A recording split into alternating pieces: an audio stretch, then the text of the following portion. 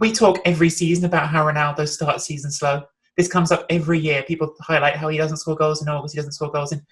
Are we going to see that again? Are we going to see that Ronaldo, actually, if you give him a mid-season break, has the same thing, that he takes time to get rolling? That's, to me, a huge, subplot that's going to have a massive impact on the title race. Doesn't matter where you put him. If this is actually a thing, if there's something in Ronaldo's dynamic, in his physicality that requires him to get rolling, are we going to see that again? In terms of what you were just asking, Mina, I mean, there was actually a column in La Repubblica just today asking about this, the idea that Sarri wants to Mertensize Dybala.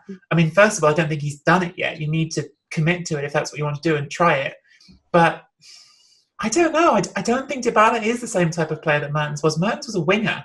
Mertens was very comfortable. The one thing that worked very well for him going into this like that is very comfortable going straight ahead. He's very comfortable being vertical, being direct. Yeah. Again, we saw it in the semi-final.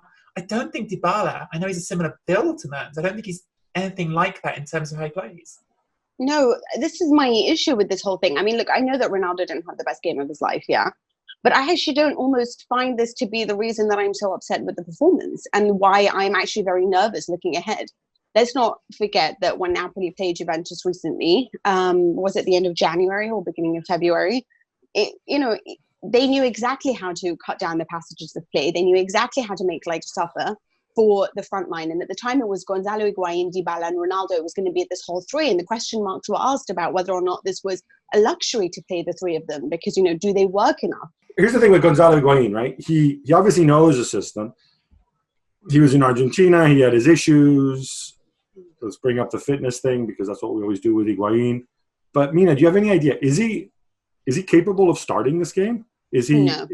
So he's definitely out for this game. He's definitely out for this game. Okay, then can I chuck this out there? Then what if you don't go with a front three? What if you go back? Agree. And you just, that's what you do, right? Put somebody in the hole, put Ronaldo and Dybala up front, and then you go back to Bernardeschi in the hole? I'm not sure if it's Bernardeschi because sometimes I just feel like there's a part of him that sort of died under Sarri, right? I don't know what's going. We can add him to the long list of players who died under Sarri. But yeah, it's not going to be Aaron Ramsey, right? Because he isn't fit either, is he? He's never fit. Again. But he's starting to train again. There's a possibility that it could be Aaron Ramsey. Smurf. Yeah. But again, he's not that comfortable playing in that role either. I mean, this is where it comes to light about all the mistakes that we're doing. And my feeling is that I was so excited for this match. And I'd come in and I'd talk to you guys about this wonderful interview that I had read between Bonucci, obviously, and talking about Sarri. And so many of them are like how intelligent he is. And I got excited again. I almost forgot all the things that annoyed me about Sarri. And then I watched the game against Mina. And I was like, oh my God, it's the same thing over and over again. All right. I'm going to throw this out there. So what you're saying is, let's just look at the permutations, right? Because you and I agree, Mina, that maybe a front three isn't the thing to go. But then if you play a diamond, you're not crazy about Bernardeschi.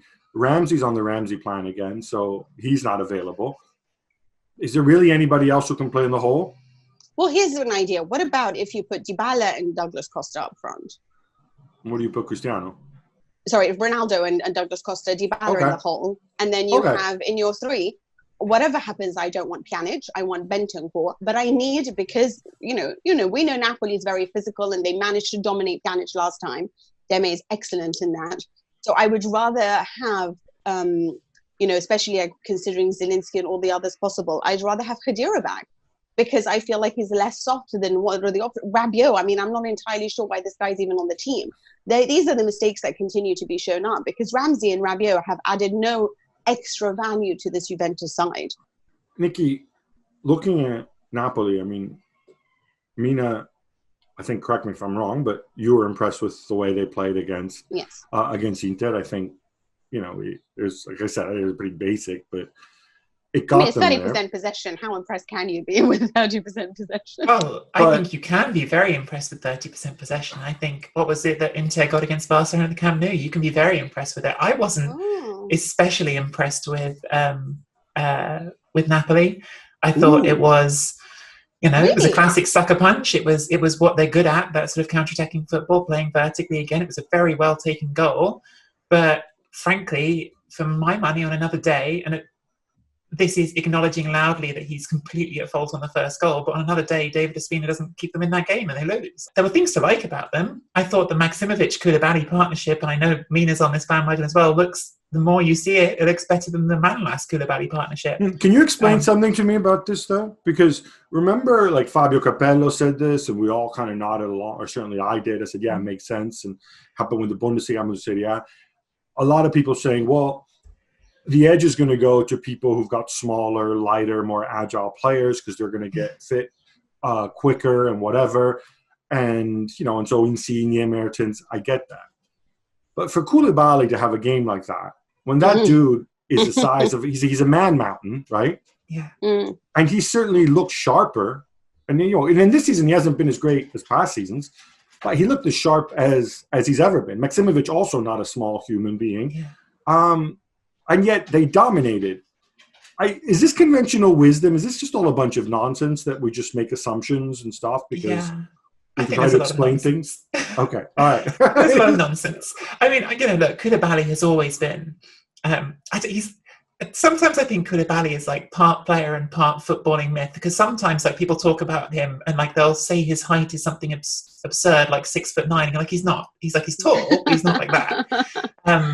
It was hilarious because in the pre-game lineup, he'd stood next to Politano, and so when it scrolled down, there was a comedic effect for me between the size disparity of them. But he's big, but he's always been, this is why he's such an extraordinary player. Much more than Manolas or Maksimovic, Koulibaly is genuinely a world-class centre-back, and he that's because he manages to be extremely light on his feet for that size. I mean, he has always been impressively nimble. What I think is so impressive about Napoli is just imagine the narrative if Conte had walked into the side and, all of a sudden you see like Koulibaly back to the way he was, Maksimovic playing at a much higher level, worthy of sort of the initial feelings we used to have about him before, that he is a good defender. And then you're like, oh, now they've overpaid for this man, And then you look at sort of, Insigne and how devoted he is to that. And by the way, even when I was looking back at like highlights, because I was watching Juventus Napoli, how he was just tussling with Douglas Costa as well back then,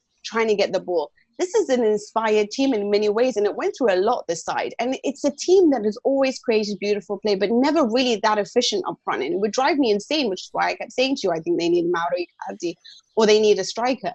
What they are under Gattuso is perhaps less beautiful, but so good in the non-possession phase, so good in actually trying to make the most of any chances they do have, and there seems to be this harmony at the moment. There's no question that Gattuso has simplified things. I mean, there were times when on this podcast, certainly I think all of us praised Ancelotti's fluidity of his system, and the cost of having a fluid system is you're asking your players to think much more, and I think that in this system, Gattuso is asking them to think less, and sometimes that certainly can help a player. I do think, to qualify everything I said, I find it quite plausible that Napoli can win this final. I think that playing exactly the way they did against Inter can work, because what we saw from over two legs, actually, not just this most recent one from Juventus, is that they can get bogged down. They can get very sort of stuck in a mode where they've got a lot of the ball and don't know what to do with it. Yes. And what Napoli have in that situation is the ability to quick strike, to get that goal like they did with Mertens. So actually, in terms of where he's got them to win potentially a cup, I'm not faulting Gattuso. I'm not trying to disparage what he's doing. From him. Yeah, it's just that I think that it's not. No wheels have been reinvented. Shall we wrap this with some predictions? Yes. I think I know. You go first. Oh, you're gonna make me go first. Yeah, because you hate them so much. I don't think either one of these teams played well, and yet weirdly they're both in the final. So I'm going to lean Juve just because you're usually proven right. But yeah, I'll go with a narrow Juve win here. Nicky? You said Napoli before. You hinted. You can't go back on this. Gab's logic is totally sound, but I'm just going to pick Napoli. Thank you. I'll pick it because, hey, Dries Mertens just became, I don't think we said this yet, just became Napoli's all-time top scorer. So another Mertens goal to decide a game between two teams. And you got a lovely message from Diego Armando Maradona as well to congratulate him. It's interesting because I don't go by teams. I go by coaches. And I actually believe more in Gattuso getting a result than Sarri right now. So I think it's Napoli as well. Well, thank you very much for watching ESPN on YouTube. For more sports highlights and analysis, be sure to download the ESPN app. And for live streaming, premium content, and let's not forget as well, ESPN FC 7 days a week. Subscribe to ESPN Plus.